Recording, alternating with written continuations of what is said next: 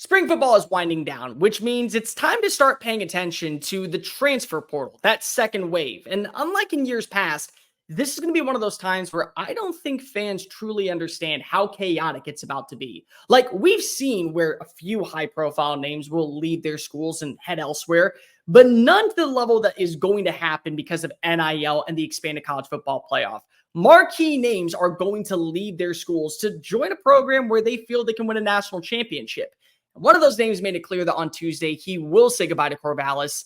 That's Oregon State running back Damien Martinez. He is an all-pro level caliber tailback that would fortify any rushing attack in any single conference. And he's going to be a hot commodity on the board. So my question today, who are the teams that are most interested in adding in the former all Pac-12 tailback? But if you're new here, welcome on into the channel, people. I know I've been gone. I apologize for that, but I'm back. We're talking college football every single day on this show. So make sure that you hit the subscribe button and the like button down below. That way you don't miss a single episode on this channel. Tell your friends, your family, your mortal enemies, best of bros, college football aficionados, everywhere about this channel, because we're back on the race to become the #1 YouTube show talking about our favorite sport. Follow me on social media at Mr. Cole Thompson, and make sure that you also email me at Cole Thompson Writing. That way, conversations surrounding our favorite sport never have to stop flowing past the level of YouTube. So, Damien Martinez, really good running back. People are going to say, well, why didn't he enter the transfer portal initially after Jonathan Smith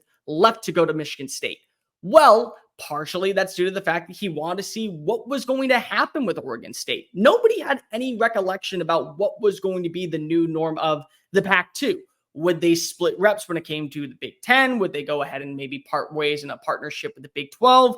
Well, now they're playing against the Mountain West, and the Mountain West is a good conference. It's a solid conference overall, but it's not at the same level as the SEC or the ACC or even the Big Ten. And for a guy like Martinez that's trying to prove to everybody out there that he's not just a great feel-good story for the Beavers, but a proven commodity that can make it into the NFL, this is an opportunity for him to go join a university that really feels like it can contend for a national championship, or he could just be a superstar that puts up accolades and monster video game numbers every single week. So which teams make the most sense? Let's start off with the first one, Michigan State. It's a proof of concept here, people. You understand the offense that Jonathan Smith wants to run. They want to be better than what they've been over the last few years. And Michigan State is one of those programs that probably sits more often than not in the tier 2 range of the Big Ten. They're always good. They always find a way to get one season of 10 plus wins, and then they go back to 7-5, 8-4. Well, you've already seen multiple players depart Corvallis and join Jonathan Smith in East Lansing, including Aiden Childs. That was probably the biggest name. They also brought over one of their tight ends in Jack Velling, and they also brought over Tanner Miller. So another name from that Corvallis crew that could fortify their offense and make them more dynamic as an overall unit might be the best course of action for Martinez. And again, it's a proof of concept. He already knows what Jonathan Smith is looking for. And Smith knows what he needs in a running back that is going to put them in the category of bowl eligibility. Nobody out there is going to say Michigan State is probably going to make it to the college football playoff. They're just trying to find stability in year one. And if you can do that, then you're willing to pay whatever the price is in NIL collectives. As long as you're being competitive and showing that you are trending upwards, and the vast stench of the Mel Tucker era after the Peach Bowl game, that's the thing of the past. And we all know that running backs that go to Michigan State, they actually end up panning out at the next level. Just go ahead and talk to Kenneth Walker and Le'Veon Bell. Another name, Tennessee. Tennessee is one of those programs that is going all in this year, and they have to, because finally you're seeing what the fruits of the labor of Josh Heupel are culminating to. They've utilized the transfer portal well in their favor, but also they've done everything possible to recruit the type of players that fit this style of offense. One thing that's so funny that people bring up all the time to me when it comes to Tennessee, they're such a good dynamic passing offense. Look at Hendon Hooker's numbers. Look at Joe Milton's arm strength. Look at what Nico Iamaleava could be as a playmaker. Well, look at what they've done as a rushing team over the last 3 years. They've ranked in the top 3 of the SEC on the ground, and they do love Dylan Sampson. Take nothing away from Sampson. He's a really good running back that last year kind of proved that he could be the heir apparent to Jalen Wright.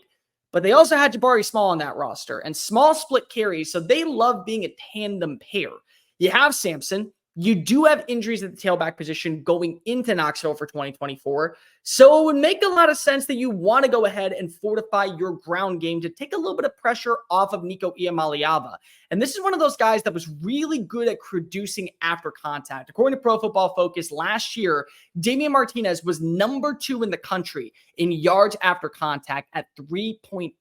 Not to mention, he also is a guy that very much could be a bell cow back. If there's games where you don't have Sampson at his full bells and whistles, you can easily turn to a guy like Martinez and he will carry that rock, punch it in for 6, make sure that offense is humming and finely tuned. And it ends up actually benefiting really everybody involved because now that there's no more divisions, you're just trying to get to 10 wins. 10 wins in the SEC is not a guarantee to make the college football playoff, but knowing Greg Sankey and Tony Petitti and how they're working out on fixing college football, the entire premise is all about making sure that they are the most represented. And Tennessee has a roster that absolutely can go to the college football playoff in 2024. They just need to fortify those small little details left on the roster. One of those, of course, is at running back. Ole Miss, another team. Depth, taxes, Lane Kiffin spending money in the transfer portal. It's like a wash, rinse, repeat every single offseason. And they have 2 running backs, Ulysses Bentley and Logan Diggs. They also have 2 injured running backs.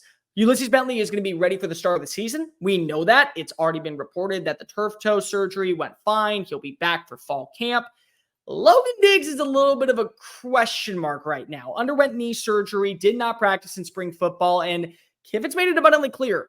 We don't know when we're going to get back Logan Diggs. It could be in week 8. It could be in week 13. It could be just for the college football playoff. And this is a roster that is built to not only go to the college football playoff, but win multiple games en route to Atlanta for a national championship. Again, you don't have to worry about the college football playoff and the conference championship. If you go to the conference championship, well, congratulations. You might as well take that second place ribbon and say, now we got to prepare for the postseason. But those teams on the outside looking in, the ones that go 10-2, the usual suspects that find their way into the conversation of, above average SEC schools, Tennessee, Missouri, Ole Miss, the ones that we all expect to at least be contenders this year. Anything that you can do to fortify your roster, you got to do so. And Kiffin, again, has made it clear that if he wants to stick around in the Magnolia State, you got to put your money where your mouth is. And the Grove Collective has done so. They've brought back an immense amount of talent. And a lot of the players bought in last season after beating Penn State in the Peach Bowl. No. This is not what we signed up for. We signed up for the postseason, and we're good enough to get there. So we're going to hitch our wagon right back to Lane Kiffin's offense, and we're going to go ahead and run the show and show everybody in the SEC we are a front runner. Move over, Texas and Oklahoma. You may be the new welcomers to the party, but that does not mean that we are welcoming you with open arms. Ole Miss makes a lot of sense. They love to spend money. They love to be aggressive when it comes to the transfer portal, and it would make a ton of prolific mentality that these two see eye to eye, especially when you know what the asking price is going to be when it comes to the Grove Collective. Louisville, this is a wild card team, but much like Lane Kiffin, much like Mario Cristobal, much like Tennessee and Josh Heupel, Jeff Brom is not afraid to put his money where his mouth is. Last season, they were one of the more aggressive teams when it came to the transfer portal. And this offseason, they once again got aggressive. They lose multiple running backs. They lose their starting quarterback in Jack Plummer. They lose multiple defensive backs. And what does Jeff Brom do? Yeah, I'm just going to go pick and choose everywhere across the country of who I want. I'll take this linebacker from Tennessee. I'll take this quarterback from Texas Tech. I'll take this wide receiver from Alabama. We got this all under control. They didn't do enough when it came to the running back position. And they didn't just lose Isaac Granado. They also lost Jawar Jordan. So when you look at Louisville, this is one of the more surprising teams in the ACC. Once again, because on paper, yes, absolutely. They belong in the contention category. They could be making it back to Charlotte for round 2. They could be a really balanced, cohesive team, but you got to be able to fortify your rushing attack. And the one thing I will say about Louisville, I love Tyler Shuck. He is a very good quarterback when he is on the field. That is the key word. When. What happens if you lose Tyler Shuck to another season-ending injury like it happened at Oregon, like it happened in Lubbock? You don't want to ruin any chance of you making it to the CFP in 2024. Bolstering that run game, making sure that you have all your ducks in order, having a sturdy bell cow back in your running back room is always essential. And on paper, it makes sense. And more importantly, just when you look at what Jeff Brom has done and how he's embraced the transfer portal, it does add up. Maybe this is a wild card team, but I do think that they should be in the running. And last but certainly not least, another team that's always aggressive when it comes to transfer portal, Miami. Miami at some point is going to hit. And anybody who watched these videos before I took a little bit of a break and now I've come back, you know how I feel about Miami this year. I think that they are the Texas of 2024. They are built with Cam Ward. They brought in a ton of good transfers. Xavier Renfro at wide receiver. They're locked in to be a contender in the ACC. But they did lose Henry Parrish Jr. to the transfer portal. He is leaving the school, so he needs a fresh start elsewhere. And Mark Fletcher was a great running back last year, one of the best freshman tailbacks in the SEC. But he remained sidelined with a foot injury last season. And also, you don't know what you're going to get with him coming back. And you brought in an NIL wunderkid in Cam Ward, who's supposed to be an upgrade over what you had in Tyler Van Dyke. What if he's not? What if there are still those limitations in Shannon Dawson's offense that don't allow him to reach new heights the way that we think so? Well, at that point, now you got to do everything possible to make sure the offense is still humming. Best way, have a good round game. Damien Martinez, going to be a really nice fit. And the other thing, Mario Cristobal was able to watch Damien Martinez through his high school years and when he got to Oregon State. So he knows what he's all about. If he signs off on him and he says, this is a kid that can bring more consistency to our running back room, it makes a lot of sense. And I would be very shocked to see Miami, that loves to spend money in the NIL collective, not throw a few extra dollar bills just to make sure he doesn't go to Oxford or doesn't go to Knoxville. And instead, heads on down to Coral Gables and make sure that the Hurricanes are at least being in the contention conversation when it comes to making it to Charlotte. But those are my 5 teams that I think would be incredible fits for the likes of Damien Martinez in 2024. You got Tennessee. They need to bring in a number 2 running back behind Dylan Sampson, maybe a 1A, 1B. Ole Miss is all in when it comes to the transfer portal. Miami's all in when it comes to the transfer portal. Michigan State, there's a proof of concept there, and Jonathan Smith would love to be able to reunite his young up-and-coming quarterback with a veteran running back. And of course, Louisville, they've done it before. They'll do it again. They want to be players in the ACC. Might as well go spend a little bit more money when it comes to the transfer portal. Make sure you like the video. Comment down below. Who do you think needs Damien Martinez the most, and where is he the best fit in college football? Tell your friends, your family, your mortal enemies, best of bros, and really everybody about this channel as we're on the race to become the #1 YouTube show talking college football daily. I'm Cole Thompson. I'll see you next time.